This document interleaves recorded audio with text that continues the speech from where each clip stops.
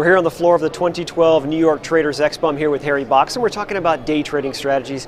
Harry, I know you're focusing on 1 minute day trading strategies. Talk about that. Well, you know, over the years of trading with day trading and short-term trading with using the daily charts, I found that the same patterns repeat in all time frames. So I started doing a lot of experimenting with intraday charting and using 1 and 5 minute charts.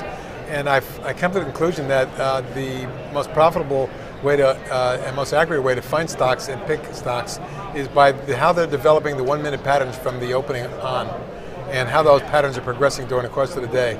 So as a result, on my website, I do 20-30 minute videos all day discussing the same stocks, but showing how they're progressing during the course of the session, and what patterns may be developing, what setups may be developing. All right, so are you taking in more trades because you're on a shorter time frame these days? Well, let's put it this way. I am putting out more picks, but I tell my subscribers you don't have to buy every one I pick. It's a question of I want to identify the top 10 or 20 stocks that are moving that day, and then you can make your choices as to which ones based on price, liquidity, etc. that you're more comfortable with. And then during the course of the day, as I'm talking about these stocks on my videos, you can tell which ones I'm more focused on and which ones I'm more excited about.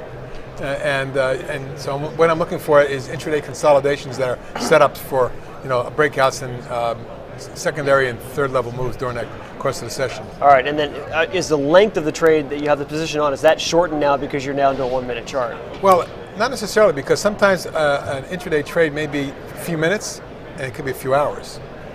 What I tell my people is the problem with most people is they don't know where to sell or when to sell. What I tell you is if you're seeing a stock that's channeling up or it's in a bullish trend, set your stops beneath support, and if it's stopped out, you're out. But if it continues to stair-step its way higher, you can look that trend all day until the end of the day when, as a day trader, you decide, I'm cashing out. What I tell most of the people, because invariably the question I get all day is stocks trending up all day, and at the end of the day, should I hold it overnight? And I tell everybody, if you're a day trader, you're out. Right. And then because you're using 1 and 5 minute charts, then do you still pay attention to the daily charts and where things are longer term? Of course, but not intraday. In other words, I'm not looking at daily charts intraday unless I want to go back and see where prior resistance and support was, which may affect the daily intraday chart. Okay. And so are you using things like pivot points and highs on, so in other words, I guess the question is, would you give more prudence to a monthly high or low than you would say to a weekly, or are you looking for any one of those? I'm looking more on a daily chart, and I'm looking for prior support and resistance, or highs and lows, and where heavy volume may have come in at those levels, which could create a big congestion zone. Harry, thanks for your time. Thanks. You're watching the MoneyShow.com video network.